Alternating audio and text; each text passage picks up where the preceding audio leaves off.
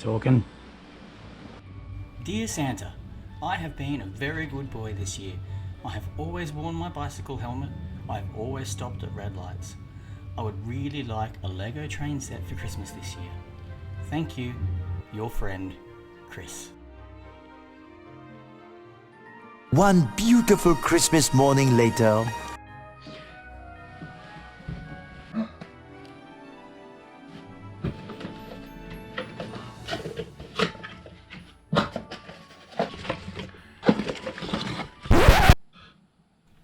Ho ho ho, dear Chris. You have indeed been a very good boy, and here is the first step to your Lego train set. As you can appreciate, building a Lego train set isn't just whacking some tracks on the ground and constructing a train out of Lego. Actually, I thought that's exactly what it was. We need to do complex planning and consultation first, and that's what we've done. Oh yeah, we could only do half of it because we ran out of budget. We had an elf pandemic up here, you know. Merry Christmas! Several months later. Dear Santa, I have been a very good boy again this year. I have even ridden my bicycle single file, even though I don't actually have to, just so drivers don't get upset with me. Christmas spirit and all that. I would really like that Lego train set for Christmas this year. Thank you, your friend, Chris. One beautiful Christmas morning later.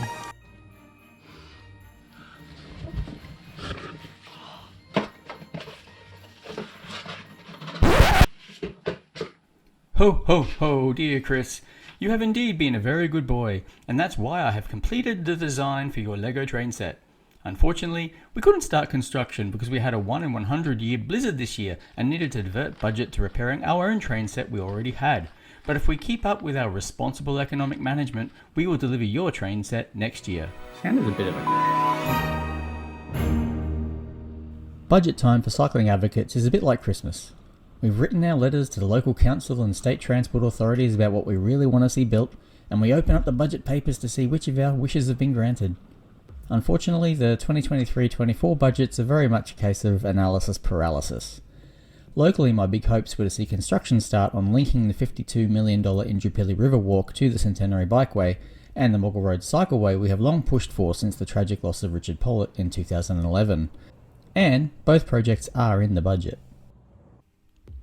This is the Queensland Transport and Roads Investment Program, which is known as Q-Trip. Get it? Transport, trip. And this is basically the state budget for transport investment over the next 4 years. So if we look at the fast facts, we can see that investment by mode, there's $21.4 billion put aside for roads over the next 4 years.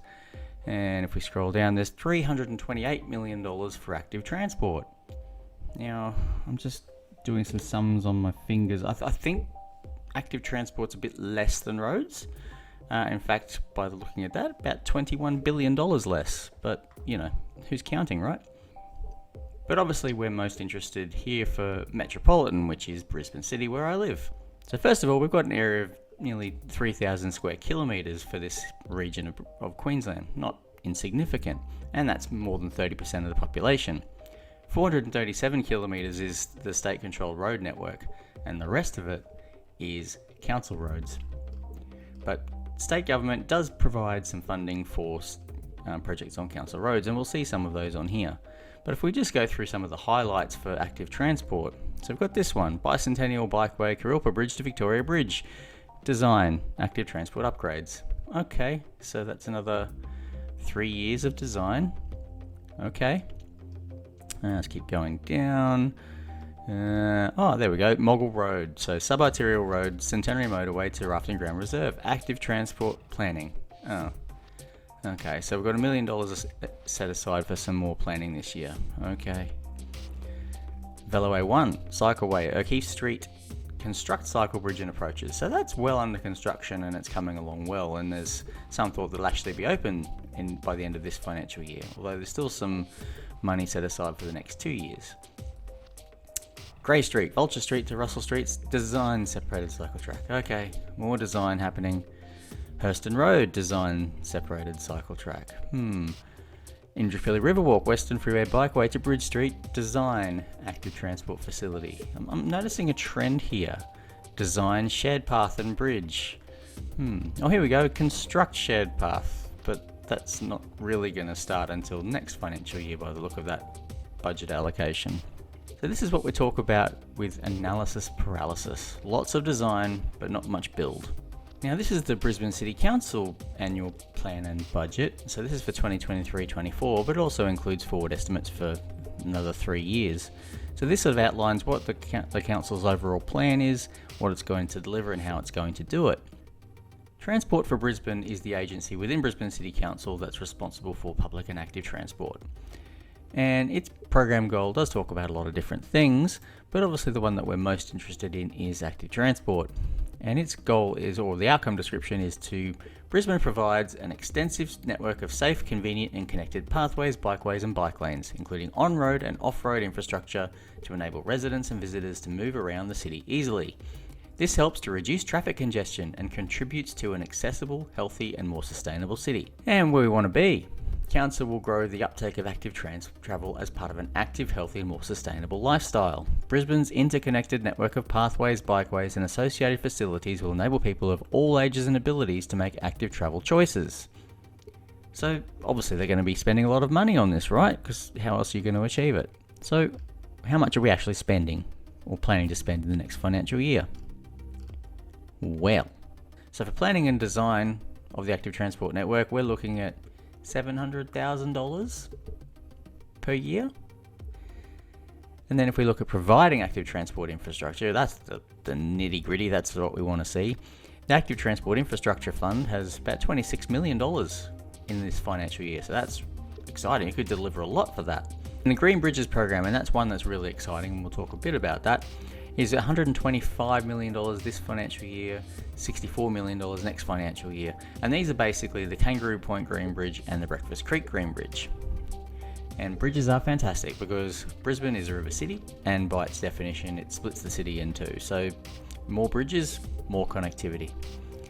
So other things, providing a pedestrian and cyclist friendly CBD, there's $7.5 million associated with that, and safer paths to school, $1.6 million. But when you look at all of this, there's no real breakdown of what's actually going to be delivered. There's money, but what's it going to? So major projects like the Kangaroo Point Green Bridge are really great. They provide linkage across the river, which by definition splits the city in two. But it's not just about big investments like that. Smaller investments on roads in the suburbs can make a big difference. And that's where one other positive thing in the budget does take place. Junction Road at Morningside, where about $500,000 is being spent to put on-road bike lanes as part of the resurfacing project, and that's really positive. So state government too is focusing on big projects. So behind me is the new Boggo Road Bridge, which has been delivered as part of the Cross River Rail. And they're also working on the Velo Bridge over O'Keefe Street on the V1. So these are great projects too, but as I said, I was really hoping to see some work starting on the Moggill Road Cycleway, which, a bit like in Junction Road at Morningside, it can be probably lighter touch, depending on what they decide to do. But again, it's about filling in those missing links in the suburbs. It's really the high value projects. The V1 bridge is fantastic. It takes out another couple of dodgy road crossings, which makes that a more continuous route. And this bridge behind me actually connects the Annerley Road bike lanes to the PA Hospital Bikeway and the V1 Veloway as well. But again, these are big money projects, and we could probably get more value with more smaller projects as well. But we're not seeing enough of that. It's a little frustrating. The Indooroopilly Riverwalk connection is something the local community have been urging council to start to design and construction on since before the Riverwalk was even finished. Design funding was first granted in 2021-22, but here we are in 2023 and there's apparently 2 more years of design work and no allocation for construction even in the forward estimates. The Moggill Road Cycleway is also frustratingly slow in developing. Sure, the announcement of a funding commitment only came in November 2022, but planning studies on this corridor have been going on since 2018 and concept designs and feasibilities have been done. Again, we won't likely see shovels in dirt until next financial year at the earliest. There are also local and state government elections in 2024, and with both administrations generally a bit on the nose with the electorate at the moment, there's a good chance things will get shaken up. Will that fast track or further delay these vital projects? Now, I do understand that planning and design is essential for projects. You can't just whack down some green paint and a few flex posts and say job done. But the pace of these projects is glacial, even with the rapidly accelerating movement of glaciers thanks to global warming. If only we were doing something about our transport emissions to ease that problem too. You know, like reduce car use. As I've mentioned in a previous video, there is a principal cycle network plan which applies to cities and towns across Queensland. It includes roughly 10,000 kilometres of primary bike routes. Currently across all local and state government regions, Queensland builds about 25 kilometres of cycling infrastructure per year. At that rate, the principal cycle network plan will be complete sometime around 2400. I'll make sure I've got my bike shined and ready for that celebration. The PCNP is an aspirational plan, no doubt, but 25 kilometres per year for a state in a wealthy country like Australia with a per capita gross domestic product of $65,000 is just tragically inadequate. Bogota, a city in Colombia, a country with a per capita GDP of around $6,500, 1/10 that of Australia, has built 25 kilometres of new bikeway per year between 2015 and 2021 and plans to build 240 kilometres in the next 3 years, 80 kilometres per year. Let me be clear, that's a city in Colombia, not the whole country. Paris has undergone a rapid transformation to embrace cycling and plans to build 180 kilometres of new cycle lanes between 2021 and 2026, or about 35 kilometres per year. London built 260 kilometres of new bike lanes in Mayor Sadiq Khan's first term. He was re-elected in 2021 with a similar majority of 55%. London's Cycling Action Plan 2, released this year, has a goal of ensuring 40% of London residents live within 400 metres of the cycleway network, up from 22% recorded in 2022. Now, Brisbane City Council claims on their Cycling Brisbane website that 1/3 of people in Brisbane live within 300 metres of a bikeway. But if you have to cross a 5-lane strode like Morgul Road to get to it, how realistic is that? And if you also look at the Brisbane Cycling Network, is that really a network? A lot of those bikeways just seem to be very disjointed, they don't really connect to anything.